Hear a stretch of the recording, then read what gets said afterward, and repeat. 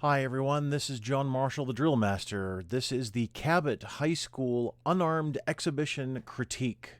This is brought to you by my first book, Exhibition Drill, for the military drill team. This is basic stuff that you can use to get your drill team started.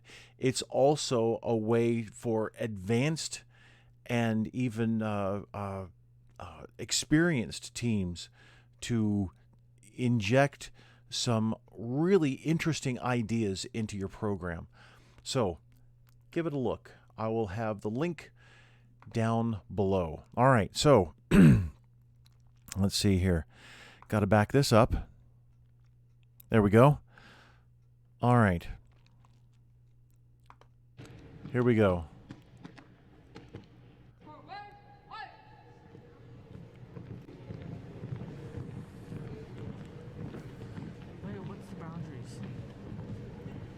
So as far as an opening statement, a little bit of a timing issue here with the feet. It looks like I'm not exactly sure what's supposed to happen here.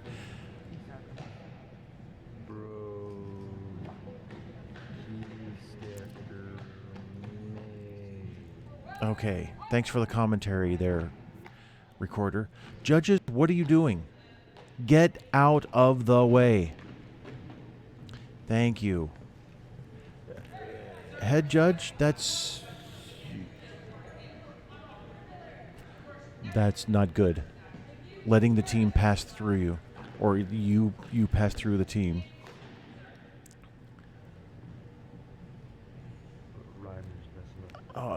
So the video is so back and forth.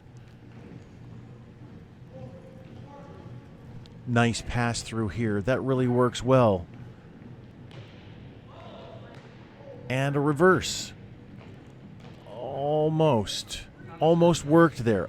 It was just shy. Okay, I don't know what was happening at the beginning there. Let's see. Before this, let me see what was going on.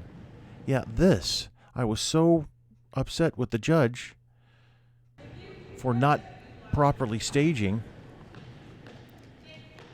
All right. So I use the words "thank you, sir" as a command, and then that alleviates the necessary signal there of the 2 foot stomps. I know that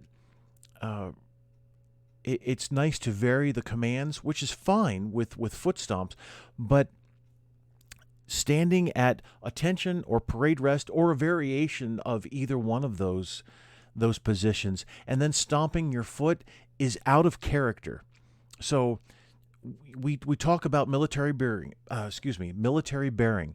We need to maintain our military bearing, and that's true. But that's just like an actor maintaining a character. So that character we need to have is that military bearing, that game face, that very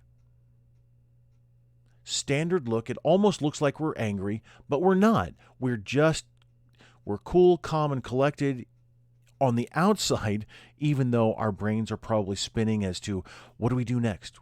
Oh yes, right. And we're counting and all this. We're waiting for our next signal or an indication from the individual in front of us when it's a ripple line, something like that. So staying in character, keeping that military bearing, I really think that emphasizes or enhances, I'll say, communication with your audience. Whether the judge is there or not doesn't matter. Your audience is who you want to communicate with. And in this case, there's a judge. And a judge holding a Dr. Pepper, it looks like. All right, so let's continue here. Let's see what's happening with the next movement. Sorry for the lag. I apologize.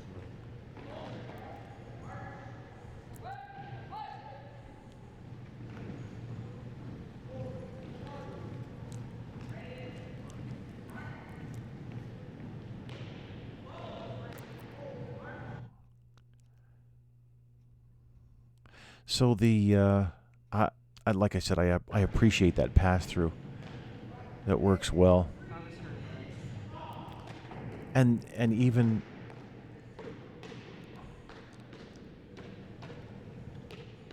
now, these stomps, they're in character because you're beginning a movement with them. So spacing there really it doesn't work. And so let's go back a bit here. Let's go back to that there. Okay. So while all of this is happening, while everybody here is moving that was in that wedge formation, these two could be backing up. But you are, which would continue to help the flow of the routine. There's horizontal flow and vertical flow of a routine. And I don't need to get into vertical flow all that much right now, but the horizontal flow is everything that happens over time. So what you have here is the wedge coming back together, and the two up front here could have easily started to move back, and it would have been in keeping with that line coming together, having the wedge collapse and the two coming back. I think it would have been a really nice package deal there, if you want to call that. So, and even the left face didn't really need to be called.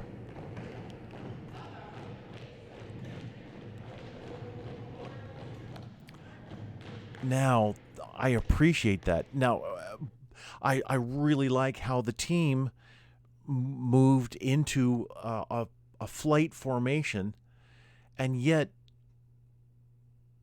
didn't do it. Didn't use regulation drill to do it. This is good. This shows thinking outside the box. That's great. However, speed, and this is a typical thing with well, all of the military really, but especially cadets, speeding up on a half step or a mark time. So if you want to create a faster sequence here, great. But this was a gradual speed up as you were marking time and half stepping. Well, half stepping ish. Obviously, you weren't half stepping completely to get into the formation. So what I suggest then is using a metronome here to help you maintain your tempo. Now, if you want to increase the tempo, then you're going to march at a certain tempo. Let's say you're marching 100 or 110, and then you want to increase the tempo here by even using a 130, say, cadence. Then that's great, but use the metronome. And if you don't want to increase the speed, fine, that's no problem. But having that gradual increase, the typical gradual increase, takes away a little bit from the effectiveness of forming the formation.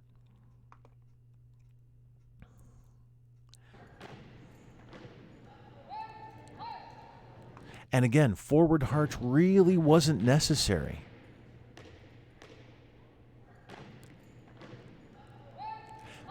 That was nice. Even the stomps weren't really necessary.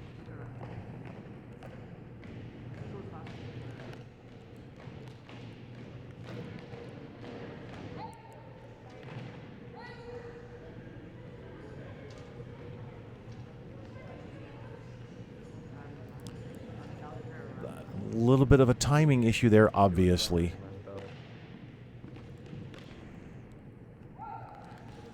So a technique issue also there. And now you're repeating a wedge. Okay, so now it's time to talk about the perform to side. So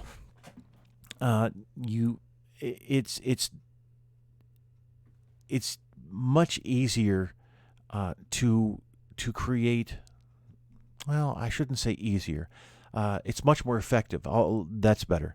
It's much more effective to create a performance and imagine that it's on a stage. Okay, Now, obviously, we have people from all around, uh, pretty much all four sides.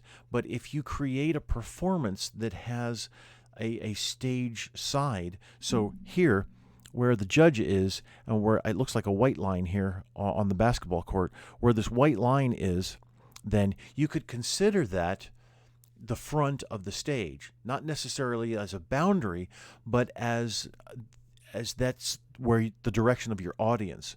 So when you do that, you can imagine this wedge formation, if you close your eyes and you watch the wedge formation happen in front of you, then if it's coming towards you, there's big impact there, and you want that impact. But when it's coming to the side, it's not necessarily as effective unless you're going to do something like this, like you create the wedge formation, and then you either leave the tip there and then collapse it that way, or you move it back. You bring it forward and move it back so that it looks like you could do this. And obviously, my hands aren't the best at explaining this idea, and I don't know if my point is exactly getting across, but you need to imagine every single thing that you do on the floor, is it enhancing the performance, or is it just maintaining a status quo, or is it even detracting? So I'm not going to judge which way until I see the full performance of this move. So I'm going to go back here a little bit.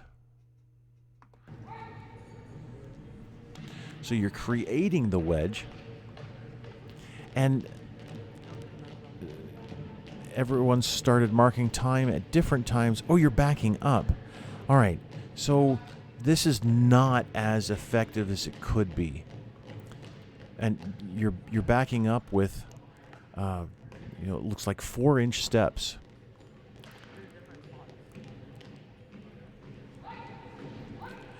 So one of the things I've noticed about your wedge, so you have each side with a staggered individual, it looks like.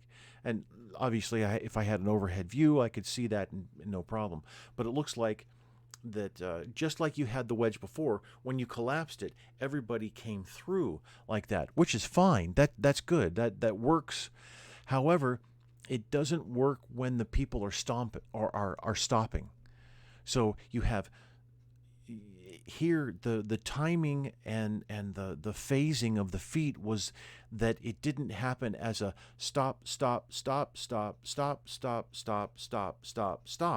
It happened stop.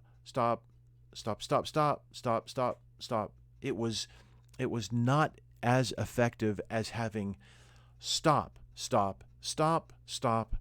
as everybody's halting together. You did the stagger before, and if you're going to do a wedge again, and this is now your third wedge, if you're going to do that again, then you need to create variation. And while this wedge collapsing and expanding the opposite direction is working, so you are working with your audience able to see this. It's just a slow progression, and it's also probably not as effective as having everybody straight across from each other.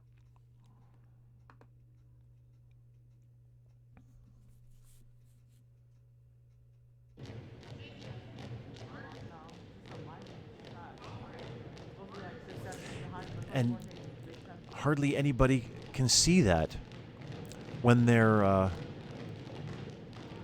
if they're imagine the audience, the stage side there where that white line is past the top of the key. The top of the key is right here where that cadet is. That, I guess maybe that's the key. I'm not sure. Either one, doesn't matter. And so also When we have cadets stopping, they're stopping with their left, they're stopping with their right. So the timing just isn't there. When we could have a step, close, step, close, step, close, step, close, and it would be really effective, creating a nice, powerful look and sound. Please hold the camera steady.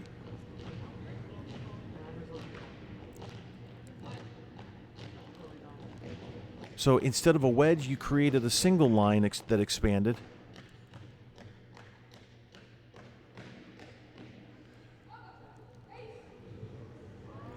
So when you execute an about face, it's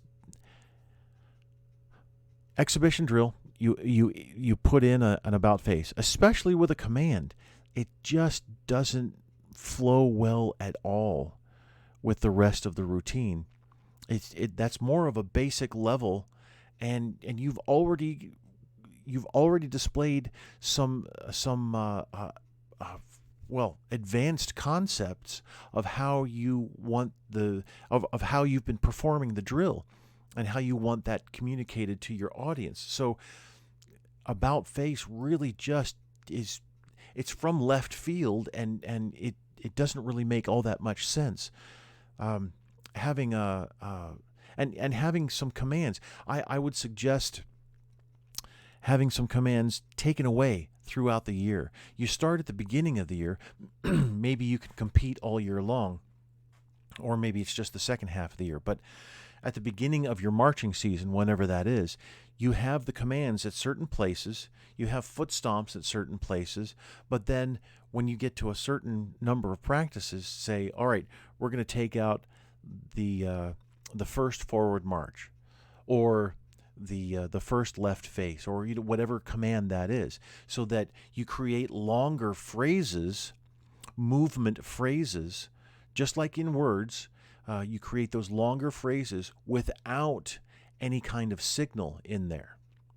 So I think that would help you and the team. It would help the team create a much more effective, eventually, gradually increasing that effectiveness of removing this command and then that command, and even replacing a command maybe with a hand clap or a thigh slap, or even something else, a large body movement where you could come down on one knee, execute a kneeling Queen Anne salute with the hand across to the shoulder, and then come back up, and that's actually your command, your signal for everybody else. Something out of the realm of forward march or left face or to the rear, something like that would help you remain on that level of exhibition drill and not drop you back down to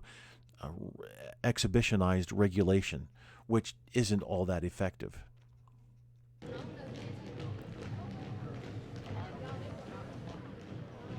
Thank you for raising the camera. That was great. So hear the facing movements. Slap, slap, slap, slap, slap, slap, slap. It's not in cadence.